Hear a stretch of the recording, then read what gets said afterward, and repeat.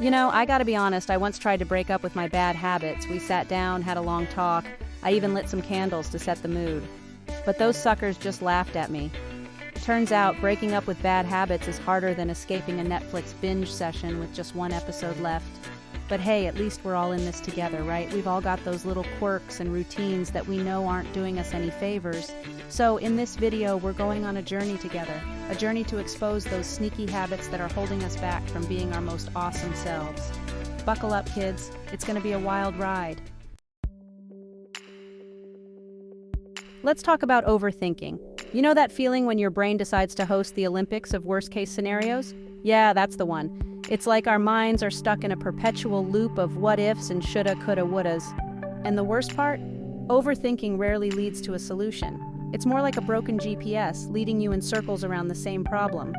You end up feeling paralyzed, unable to make a decision because you're too busy contemplating every possible outcome, good or bad. But here's the thing, you're not alone. We all fall victim to the overthinking monster from time to time. It's part of being human. But that doesn't mean we have to let it control us. So how do we escape this mental merry-go-round? Well, one trick is to try and catch yourself in the act. As soon as you feel the overthinking spiral starting, label it. Say to yourself, okay brain, I see what you're doing there. Nice try. Another helpful tip? Focus on what you can control. Instead of dwelling on what ifs, shift your energy towards taking small, actionable steps. Remember, you don't have to have all the answers right now. Procrastination, the ultimate productivity killer, the master of disguise. It tricks us into believing that we work best under pressure, that we do our best thinking at the last minute. But let's be real, procrastination is nothing more than a master manipulator, a seductive whisper in our ear saying, "You've got plenty of time." And you know what? Sometimes we buy into it. We tell ourselves we'll start that project tomorrow, that we'll hit the gym next week, that we'll finally clean that overflowing inbox eventually. But tomorrow turns into next week into next month, and suddenly we're staring down the barrel of a deadline, drowning in a sea of unfinished tasks. The truth is, procrastination is a thief. It steals our time, our energy, and our peace of mind. It leaves us feeling overwhelmed, stressed, and constantly playing catch-up. But it doesn't have to be this way. We can break free from procrastination's clutches, one step at a time. One effective strategy is to break down large tasks into smaller, more manageable chunks. Remember how I said procrastination loves to make things seem bigger than they are? Well, let's outsmart it by breaking those tasks into bite-sized pieces. Suddenly, that mountain of work doesn't seem so daunting anymore, does it? Another helpful tip, eliminate distractions. Create a dedicated workspace, silence your phone, and tell those social media notifications to take a hike for a while. Let's be real, folks. Social media is the ultimate double-edged sword. On one hand, it connects us with friends and family, keeps us informed about current events, and provides endless entertainment. But on the other hand, it can be a major time suck, a vortex of endless scrolling that leaves us feeling drained, inadequate, and disconnected from the real world. We've all been there, right? You pick up your phone to check a notification, and suddenly, an hour has vanished into thin air. You've fallen down the rabbit hole of perfectly curated lives, comparing yourself to others, feeling envious of their seemingly perfect vacations, their picture-perfect families, their effortlessly stylish outfits. But here's a newsflash. Social media is often a highlight reel, not a behind-the-scenes documentary. We're constantly bombarded with images and stories that are carefully crafted to present the best possible version of reality. It's easy to forget that behind those filtered photos and witty captions are real people with real struggles, just like you and me. So how do we break free from the clutches of excessive social media use? One strategy is to set boundaries. Limit yourself to checking social media at specific times throughout the day, and stick to those limits. Another helpful tip is to be mindful of the accounts you follow. Remember, you have the power to curate your own online experience. Unfollow accounts that make you feel inadequate or envious, and instead, seek out content that inspires, educates, and uplifts you. Imagine setting off on a road trip with no destination in mind. You pack your bags, fill up the tank, and hit the open road, excited for adventure. But after a while, the excitement starts to fade. You realize you're just driving in circles, unsure of where you're going or how to get there. That's what it's like to live without clear goals. Without a destination in mind, we're like ships lost at sea, tossed about by the waves of indecision and uncertainty. We may have fleeting moments of motivation, bursts of energy where we feel like we're making progress. But without a clear direction, those bursts are often short-lived, leaving us feeling lost and unfulfilled. Setting clear goals gives us a sense of purpose, a reason to get out of bed in the morning. It provides us with a roadmap for our lives, guiding our decisions and actions. It doesn't have to be anything grand or complicated. Start with small, achievable goals, and gradually work your way up to bigger aspirations. Remember, setting goals isn't about restricting ourselves or limiting our options. It's about creating a framework for growth and achievement, a path that leads us towards the life we want to create. In today's fast-paced world, sleep is often seen as a luxury, something to be sacrificed in the name of productivity and achievement. We wear our sleep deprivation like a badge of honor, bragging about late-night work sessions and early morning alarms. But here's the thing, chronically neglecting our sleep is like running a car on fumes. Eventually, we're going to crash and burn. Sleep is not just about resting our bodies, it's about recharging our minds, consolidating our memories, and allowing our bodies to repair and rejuvenate. When we consistently shortchange ourselves on sleep, we're not just hurting our physical health, we're also impairing our cognitive function, our emotional well-being, and our overall quality of life.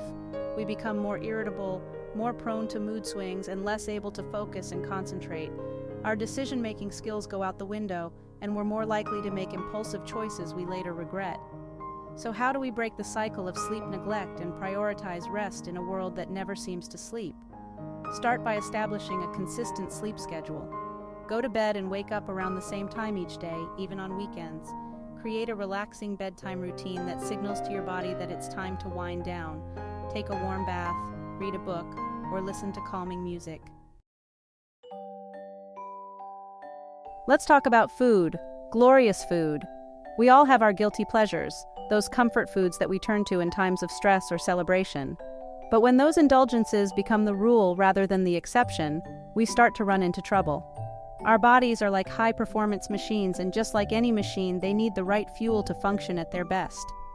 Filling our bodies with processed foods, sugary drinks, and unhealthy fats is like putting diesel in a gasoline engine. It might run for a little while, but eventually it's going to sputter and fail. Poor diet choices not only impact our physical health, but they can also wreak havoc on our mental and emotional well-being. Studies have shown that diets high in processed foods and sugar are linked to an increased risk of depression, anxiety, and mood swings. So how do we break free from the clutches of junk food and embrace a healthier way of eating? It starts with small, sustainable changes. Start by incorporating more fruits, vegetables, and whole grains into your diet. Drink plenty of water throughout the day, and try to limit your intake of sugary drinks, processed foods, and unhealthy fats. Remember, healthy eating doesn't have to be about deprivation or restriction. Remember the days when we used to run around outside for hours on end, fueled by nothing but imagination and the occasional juice box? Those were the good old days, weren't they? Fast forward to adulthood, and our lives have become increasingly sedentary. We spend hours hunched over computers, glued to our phones, and parked on the couch in front of the TV. Now, I'm not saying we need to be marathon runners or gym rats to live a healthy life, but incorporating regular physical activity into our routines is crucial for both our physical and mental well-being. Think of exercise as a magic elixir that boosts our mood, sharpens our focus, and strengthens our bodies. When we move our bodies, we release endorphins, those feel-good chemicals that have mood-boosting effects. Regular exercise can help reduce stress, alleviate anxiety, and improve sleep quality. But it's not just about our minds. Exercise is essential for maintaining a healthy weight, building strong bones and muscles, and reducing our risk of chronic diseases. So how do we break free from the clutches of inactivity? It starts with finding activities that we genuinely enjoy. Go for a walk in nature, take a dance class, join a sports team. The possibilities are endless. The key is to find something that gets you moving and keeps you motivated. Remember, exercise doesn't have to be a chore. It can be a fun and rewarding part of a healthy and fulfilling life. Remember when we were kids and the world felt like a vast and mysterious playground just waiting to be explored? We were insatiably curious, constantly asking questions, eager to soak up new information like sponges. Somewhere along the way, that thirst for knowledge can sometimes dim, replaced by the demands of work, relationships, and the daily grind. But here's the thing. Our brains are wired to learn and grow throughout our lives. It's called neuroplasticity, and it's the brain's incredible ability to adapt and change in response to new experiences and information. When we engage in learning, whether it's picking up a new hobby, reading a book, or taking a class, we're essentially giving our brains a workout, strengthening those neural connections and keeping our minds sharp.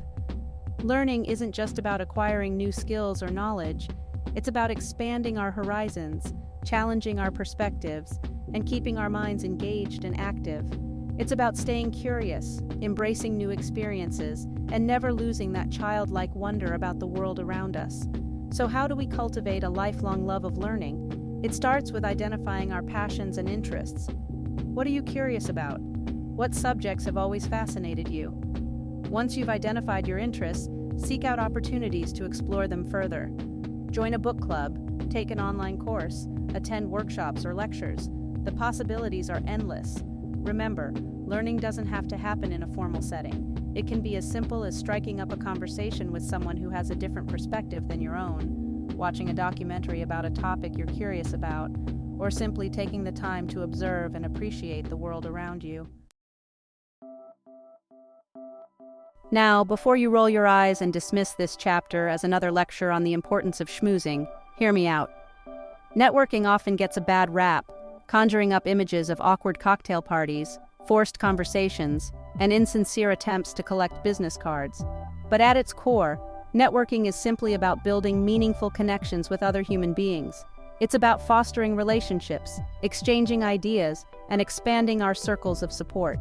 In today's interconnected world, building a strong network can open doors to new opportunities, provide valuable insights and perspectives, and offer a sense of community and belonging. But here's the thing, networking shouldn't be about what you can get from others. It's about what you can give. It's about approaching every interaction with genuine curiosity, a willingness to listen, and a desire to connect on a human level. So how do we build a strong network without feeling like we're constantly working the room? It starts with nurturing the relationships we already have. Connect with friends, colleagues, and acquaintances both online and offline. Attend industry events, join professional organizations, or simply strike up conversations with people who share your interests. Remember, networking isn't just about meeting new people, it's about cultivating meaningful connections that can enrich our lives both personally and professionally. In the hustle and bustle of everyday life, it's easy to get caught up in the endless to-do lists, the constant demands on our time, and the never-ending stream of information coming at us from all directions. Amidst all the chaos, it's easy to lose sight of ourselves, our needs, and our aspirations. That's where self-reflection comes in. Think of self-reflection as a mental pit stop, a chance to pause, take a step back, and check in with ourselves. It's about carving out time to examine our thoughts, feelings, and behaviors to gain a deeper understanding of ourselves and our place in the world. Self-reflection isn't about dwelling on our mistakes or beating ourselves up for our shortcomings. It's about approaching ourselves with kindness, compassion, and a desire for growth. It's about identifying our strengths, acknowledging our weaknesses, and setting intentions for how we want to move forward. So how do we incorporate self-reflection into our busy lives? It starts with creating space for stillness and solitude. Whether it's through meditation, journaling, or simply taking a few minutes each day to sit in silence and reflect, finding ways to quiet the noise of the outside world is crucial for connecting with our inner selves. Another helpful practice is to ask ourselves powerful questions. What are my values? What brings me joy? What do I want to achieve in life?